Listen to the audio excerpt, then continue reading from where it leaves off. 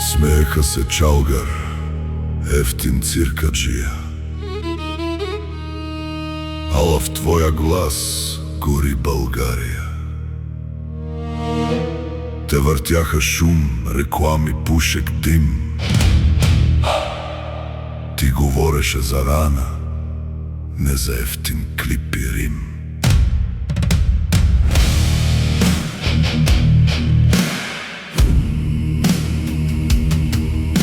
По студия и кръчми, все едни лица, същите продажни, същите лъжи в гласа.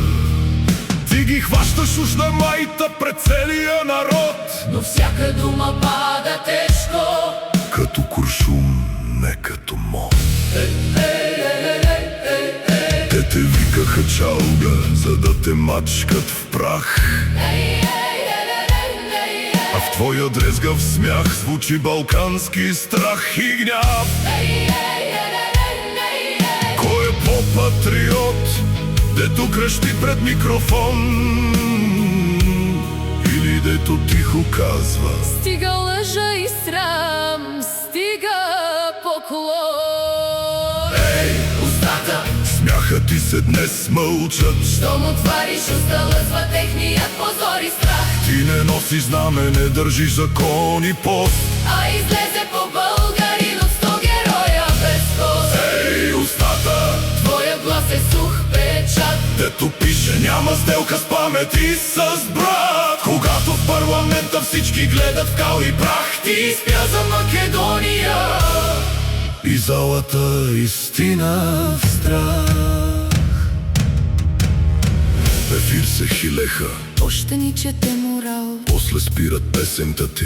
някой горе се е стреснал за немял. В междуредието гори посилен огън от война. Там, където страхливците мълчат под тъмната стена, Ти не пееше за лайкове, за ефтин рейтинг, шум, а за продадена земя, за кръв и сложен юмрук.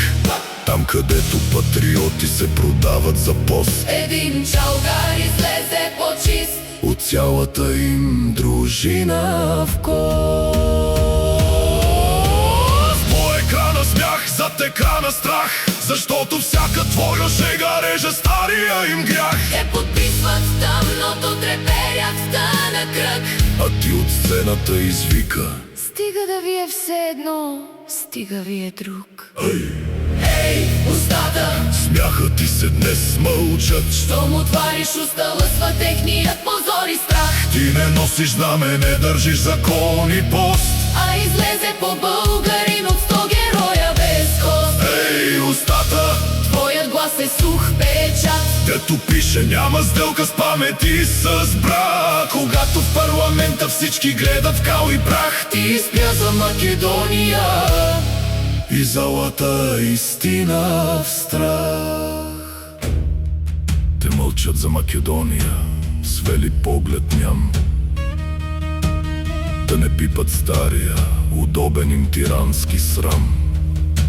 Подпис след подпис, все потребен, все покрив. А ти извика: Той не е храм, това е пазар на жив.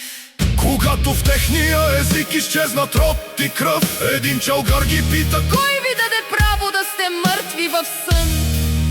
и по-силно от трибуна в късен празен час: През колоните изгря. Македония е нашата кръв и глас.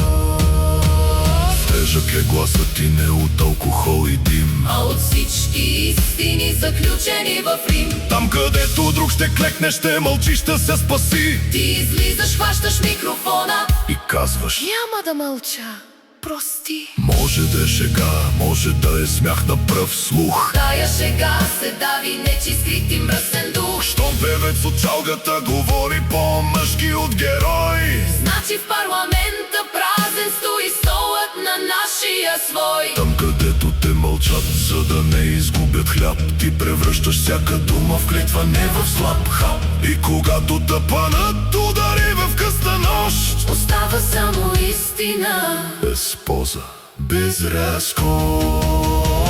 Ей, устата, Смяха ти се днес мълчат, щом отвариш уста, лъзва техния позор и страх. ти не носиш знаме, не държиш закон и пост. А излезе по българин от 100 героя без кост. Ей, устата, Твоят глас е сух печат, дето пише, няма сделка с памети с брат.